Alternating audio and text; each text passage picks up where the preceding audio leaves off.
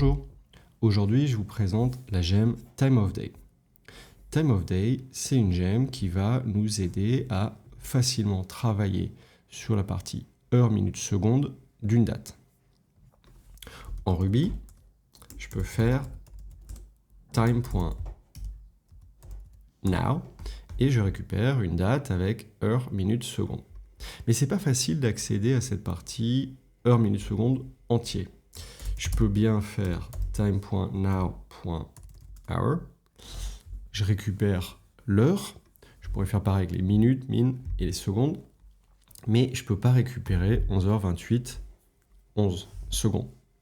Or moi, ça peut m'intéresser pour des applications. Du coup, pour ça, on va utiliser la gemme Todd. Alors, moi, ce que je peux faire, c'est un gemme install Todd. Je l'ai déjà installé sur mon ordi.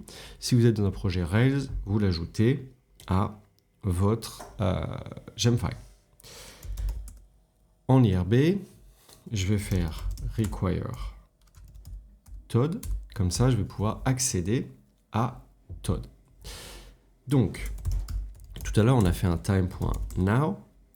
Maintenant, ce que je peux faire pour récupérer cette partie, eh bien, tout simplement, quand je regarde dans la doc, je vais pouvoir faire un time of day et directement un time.now. Et là, je me retrouve avec un objet qui m'a extrait exactement heure, minute, seconde.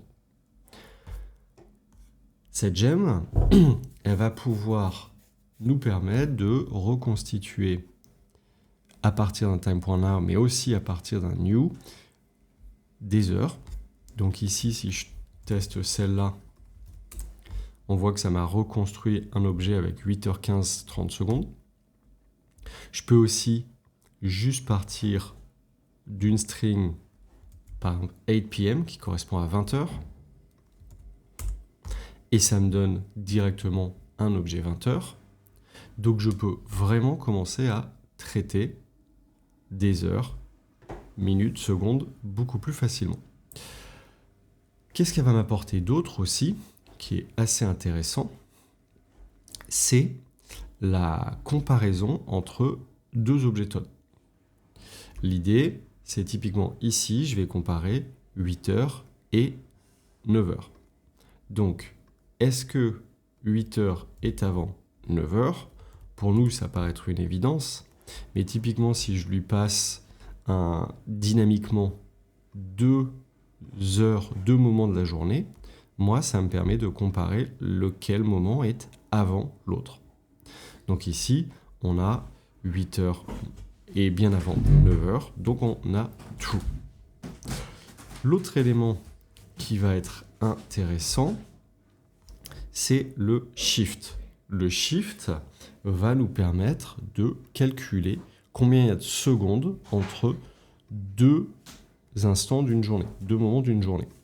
Donc ici, on voit qu'on a instancié deux objets Todd, un à 9h, un à 17h, et la méthode shift va nous permettre de calculer combien est-ce qu'il y a de temps entre ces deux dates. Donc là, ça m'a instancié un nouvel objet shift, et si j'utilise duration, il est dans la doc ici, ça me donne 28 800 secondes. Si je fais 17 moins 9, ça fait 8 heures. 8 heures fois 60 minutes fois 60 secondes, j'ai bien 28 800 secondes. Donc, avec cette gemme, je vais pouvoir désormais travailler sur les moments de la journée, en heures, minutes, secondes, les comparer, savoir lequel se trouve avant et après, et cela très facilement. Cette gemme s'appelle Todd. J'espère que cette vidéo vous a plu. Continuez à me regarder sur Cocoricodo et à bientôt.